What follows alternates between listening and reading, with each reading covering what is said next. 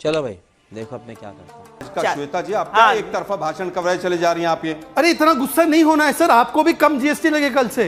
आप भी कल खरीदोगे, मान लीजिए कि कोई आप दवाई लोगे, चर्चा कर लेते हैं, ब्लड प्रेशर की दवाई लेंगे। उनको बोलने दीजिए। पर क्या मतलब मोदी जी का भाषण चलेगा पूरे दिन, फिर बीजेपी ही उस पर रिप्लाई देगी? गजब है ना। कल आप कोई भी बीजेपी ने अपनी बात रखी है, रिप्लाई आप दीजिए। जी बोलिए। चलिए शुरू कीजिए गाली। हमने तो सुना था कि मोदी जी के भाषण पे विपक्ष रिप्लाई देगा, सत्ता पक्ष का ही भाषण शुरू करवा दिया आपने। खैर चलिए वापस आते हैं, आपकी मजबूरी होगी, वापस आते हैं। देखिए आज ये क्लियर हो गया कि सस्ता हो सकता था सब कुछ, लेकिन मोदी जी ने 11 साल से गब्बर सिंह टैक्स जो तू समझा? हाँ नहीं तू समझा नहीं। वाह मोदी जी वाह वाह लगा रखा था, उस गब्बर सिंह टैक्स के माध्यम से लगभग 100 लाख करोड़ रुपया लूटा, और जो नागरिक लूटो भाव चल रहा था आज वो नागरिक देवो भाव हो गया, क्योंकि बिहार का चुनाव सामने है और ट्रंप ने मुंह पे हमारे नौजवानों की नौकरी के थप्पड़ मारा है। जिस तरह से H1B वीजा के ऊपर के 60 से 70% जो हमारे लोग हैं वहां पर वीजा वाले जो H1B वीजा पर काम कर रहे हैं, लगभग 3.5 लाख वहां पर हमारे लोग जो काम कर रहे हैं नौजवान साथी, आज उनकी नौकरी भी लटक गई और $1000 से $1,00,000 पर चला गया। कि जिस तरह से जो आज हालत हुई है उससे ध्यान भटकाने के लिए आज मोदी जी प्रकट हुए, क्योंकि नॉन बायोलॉजिकल प्रधानमंत्री साहब आज प्रकट हुए।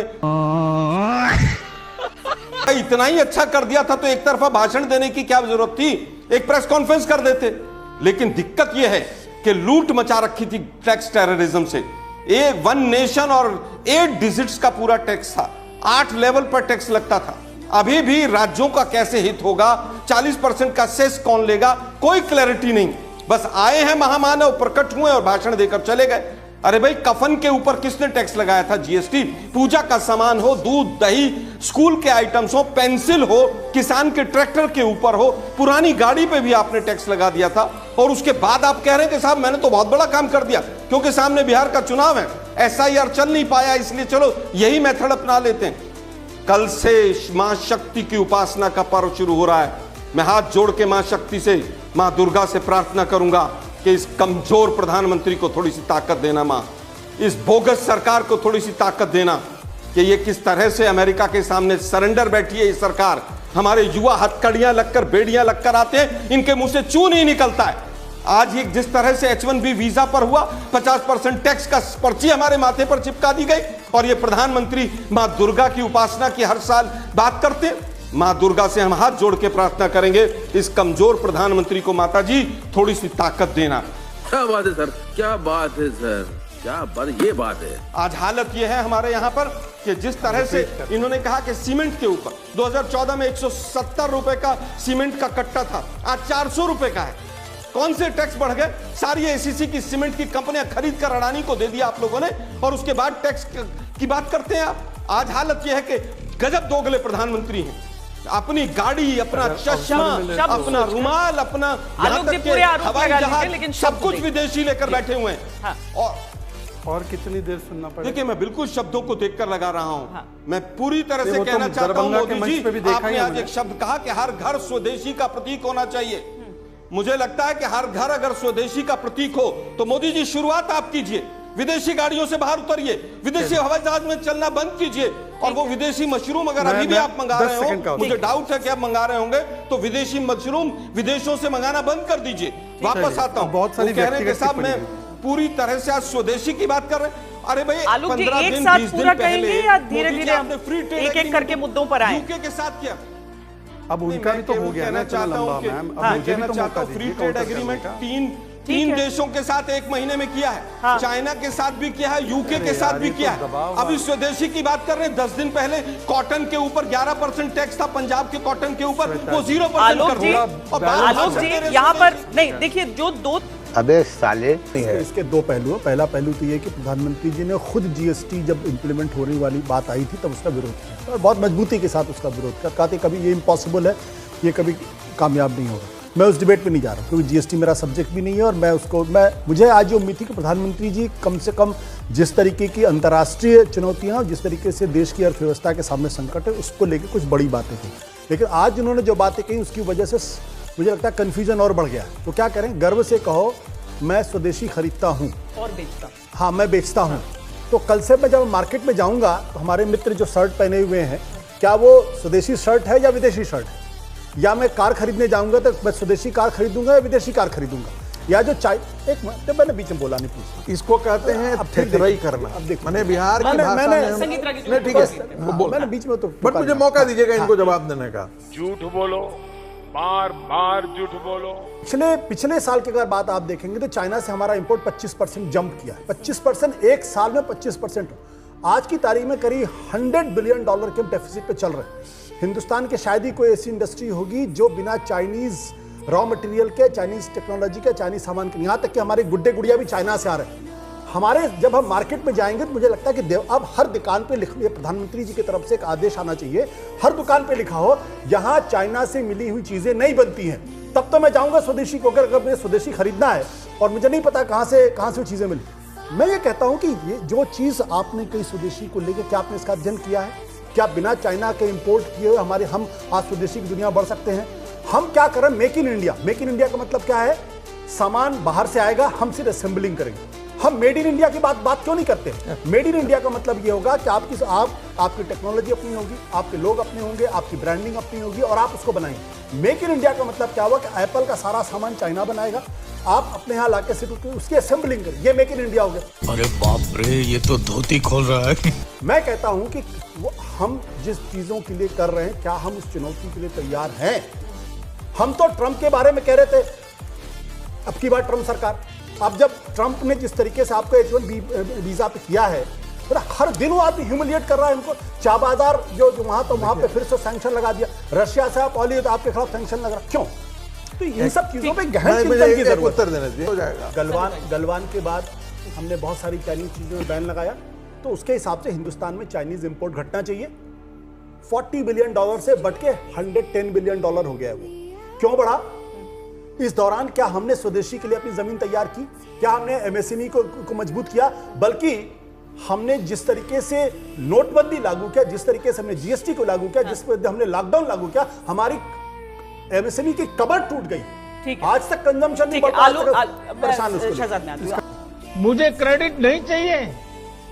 आलोक जी, एक तो जो शहजाद की तरफ से आपके यानी यूपीए के कार्यकाल में कितना दर टैक्स का अलग अलग चीजों पर, सीमेंट का जिक्र उन्होंने किया, ये सारी चीजें, सैनिटरी पैड्स का मतलब महिला हेल्थ से लेकर हर चीज पर लेकर जो आरोप आप पर है, उस पर मैं आपसे जवाब चाहती हूँ।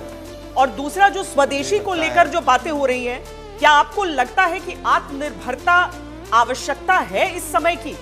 मतलब कितने कदम बढ़ाए गए हैं वो तो है ही साथ में, लेकिन इस समय की आवश्यकता है या नहीं टैरिफ के दौर को देखते हुए? जी, अब देख तू, अब तू गया बेटा, अब तू गया, देख तेरी औकात मैं दिखाता हूं तुझे। देखिए, मुझे लगता है कि टैरिफ भी फॉरेन पॉलिसी का फेलियर है और स्वदेशी में केवल ढोंग हो रहा है। पहले आंकड़े से ही शुरू करता हूं। 25% इसके अंदर मैन्युफैक्चरिंग सेक्टर का जीडीपी में कंट्रीब्यूशन का लक्ष्य रखा गया था 2017 में, उस समय पर 17% था। 2024 में वो घट के 17 से 16% हो गया। इसलिए मैं कह रहा हूं कि मैन्युफैक्चरिंग सेक्टर का जीडीपी में कंट्रीब्यूशन जिस सरकार के टाइम में लगातार घट रहा हो, वो स्वदेशी का पाठ पढ़ाए देश को टीवी पर आकर। ये बड़ा दुख होता है कि ये कहां जा रहे हैं। वापस आता हूं, सीमेंट 162 रुपए का कट्टा था एसीसी का 2014 में, आज 390 रुपए का है। कोई सा भी गूगल करके आप में से चारों में से छांट ले कि दिल्ली के अंदर सीमेंट का कट्टा कितने का है, 50 किलो का। सरिये का, स्टील का रेट, मकान बनाना सस्ता हो जाए, एल्यूमिनियम, कॉपर, ब्रास जितने हैवी मेटल्स हैं 10-10 गुना बढ़ गए। स्टील 32 रुपए 12 mm का सरिया था, आज 57-58 रुपए का सरिया 12 mm का है। दुर्भाग्य यह है कि आंकड़े एक भी पता नहीं। आज बात यह है कि सबसे पहली चीज यह है, 72 रुपए था, क्या था कट्टा?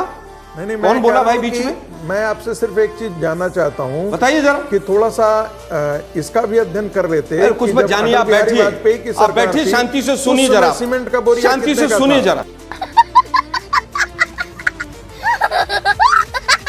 अरे सुनिए ना भाई जरा, अरे भाई सुनिए ना जरा। हाँ ठीक है, बोलिए। अब आप चले जाइए इंदिरा जी के समय पे। आप लोगों को इतिहास में जीने की आदत है। अरे तो भाई मुझे दिक्कत इस बात की है कि भाई, जीएसटी आपके काउंसिल में कैलकुलेशन ऐसे ही 33%। होता है। अरे सुनो ना यार, कैलकुलेशन हर ऐसे ही आदमी के बीच में बोलते हैं यार। अच्छा, उनका डिफरेंट है ना, रुकिए बात सुनिए। मैं चुप बैठ जाता हूँ। नहीं, श्वेता जी को एक तरफा शो चलाइए आप लोग। चुप हो रहा हूं मैं, आप बोलिए। आप कंट्रोल नहीं कर सकती हैं इनको दोनों को। स्टूडियो में बैठा के आशुतोष जी के भी बीच में बोलेंगे, मेरे बीच में ही बोलेंगे। एबीसी पता नहीं।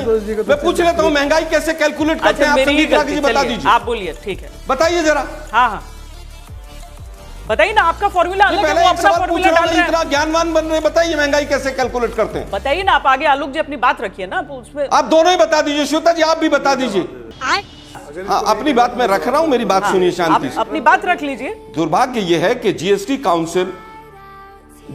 काउंसिल में 33% वोटिंग सेंट्रल गवर्नमेंट की होती है और बाकी सब स्टेट्स की होती है। वो वहां पर आम सहमति इसलिए बनाई जाती है कि फेडरल स्ट्रक्चर बना रहे। लेकिन जिस समय पर जीएसटी पहले आ रहा था तो कहा गया था, मोदी जी ने कहा था कि फेडरल स्ट्रक्चर चकनाचूर हो जाएगा। लेकिन दुर्भाग्य यह है कि वोटिंग अगर होती है तो, क्योंकि बीजेपी शासित राज्य ज्यादा थे, इसीलिए मनमानी चल रही थी। 50% पे सिंपल मेजोरिटी से जीएसटी काउंसिल में डिसीजन होते हैं। जीएसटी काउंसिल का जो स्ट्रक्चर है, जो रूल्स हैं, उसको पढ़े ये लोग। इसीलिए मनमानी करते रहे। जिस राज्य में जो चुनाव आया, बिहार में आया तो ऐसा कर दो, गुजरात में आया तो इस पे कम कर दो, ये मनमानी करते रहे। अब बिहार में चुनाव आया है, H1B वीजा से ध्यान भटकाना है तो मोदी जी आ गए। मैंने 4-5 आंकड़े दिए। मैं बार बार कह रहा हूं, सीमेंट का कट्टा कितने का था, स्टील कितना था, क्या मैन्युफैक्चरिंग सेक्टर का जो कंट्रीब्यूशन है वो 17% से घटकर 16 हुआ कि नहीं हुआ? फिर स्वदेशी मोदी जी किस मुंह से कहते हैं? अरे भाई 11 साल में आपने अर्थव्यवस्था का भट्टा बैठा दिया। आप आधार कार्ड के विरोध में थे, आप कंप्यूटर के विरोध में थे, आप एटीएम के विरोध में थे। आज H1B वीजा पर आपका मुंह नहीं खुल रहा है। मैं फिर कहूंगा हाथ जोड़ के मां दुर्गा से कि मां दुर्गा, इस कमजोर प्रधानमंत्री को ताकत दो कि ये कुछ बोल सके। अब मैं अंतिम बात कहना चाहूंगा श्वेता जी, जो लोग कह रहे हैं स्वदेशी की बात कर रहे हैं, एक महीने पहले इंग्लैंड से इन्होंने, यूनाइटेड किंगडम से इन्होंने एक एग्रीमेंट किया है जिसके अंदर दारू इंपोर्ट करेंगे ये, और दारू के ऊपर इन्होंने पूरी तरह से जो टैक्स है वो घटा दिया है। अरे विदेशी कारों को मुख्यमंत्री गाड़ी में बैठ के प्रमोट कर रहा है महाराष्ट्र का, और प्रधानमंत्री प्रवचन दे रहे हैं स्वदेशी। आप बताइए। वाह मोदी जी, वाह वाह। स्वदेशी पे मेरा ये मैं कहना, आपके पास आऊंगी। स्वदेशी पे मेरा ये कहना ये है, स्वदेशी का मतलब क्या है? स्वदेशी जो सबसे पहले इस देश के अंदर लागू हुआ 1903 में, जब बाल गंगाधर तिलक के नेतृत्व में सावरकर जी ने विदेशी कपड़ों की होली जलाई थी। उसके बाद महात्मा गांधी आए, उन्होंने विदेशी कपड़ों की होली जलाई। उसके बीच में अरबिंदो भी थे। फिर आप बीच में अरबिंदो भी थे। तो मेरा सवाल इस बात को लेकर है, आज हम स्वदेशी की बात कर रहे हैं, तो क्या हम फिर स्वदेशी कपड़ों की, स्वदेशी चीजों की होली जलाएंगे कि नहीं जलाएंगे? मेरा प्रश्न ये, संगीत रागी जी सवाल का जवाब दे दें कि क्या विदेशी कपड़े ये पहनेंगे नहीं पहनेंगे? Are you comedy me? देखिए स्वदेश की शुरुआत से ही इसके नहीं, देखिए इसी को कहते हैं ना कि किसी गंभीर मुद्दे को लूज टॉक में कन्वर्ट कर देना। स्वदेशी जब हम बात करते हैं तो इसका मतलब है कि हम जितनी विदेशी चीजें हैं उसका हम शुरू से तुरंत परित्याग कर देंगे।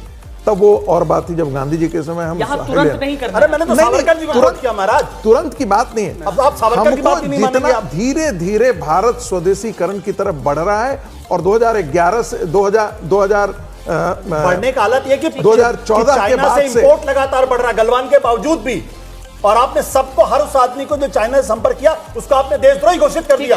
उस चाइना से जिस चाइना ने ऑपरेशन सिंदूर के दौरान आपसे शत्रुता का व्यवहार किया, बिल्कुल जिसने यूरिया को भारत इंपोर्ट में एक्सपोर्ट प्रॉब्लम कर दी। मैं जानता हूं, यूरिया क्राइसिस आज भारत मैं जानता हूं कि झूठ बोलो, बार बार झूठ बोलो। 1 मिनट में अपनी बात, क्लोजिंग कमेंट्स रखिए। देखिए, मुझे लगता है कि ऑक्सीजन की बात हुई थी तो ऑक्सीजन के ऊपर भी अगर किसी ने जीएसटी लगाया था तो मोदी जी थे, और ये 1 नेशन और 6 टैक्स का फार्मूला था। यूसीसी इन्हीं के लॉ कमीशन ने कहा कि जरूरत नहीं है, और यूसीसी लाने से कोई नवाज शरीफ ने मोदी जी को नहीं रोका है। आज तक बिल प्रेजेंट हुआ हो तो उसकी कॉपी श्वेता जी मुझे भी पहुंचाइएगा। वाइस प्रेसिडेंट जिस देश में नजरबंद रहते हो और जिस देश में टेलीप्रॉम्प्टर जिससे मोदी जी आज पढ़कर बोले हैं भाषण, चेक करा लीजिए कौन से देश का बना हुआ, क्या वो स्वदेशी है कि नहीं है।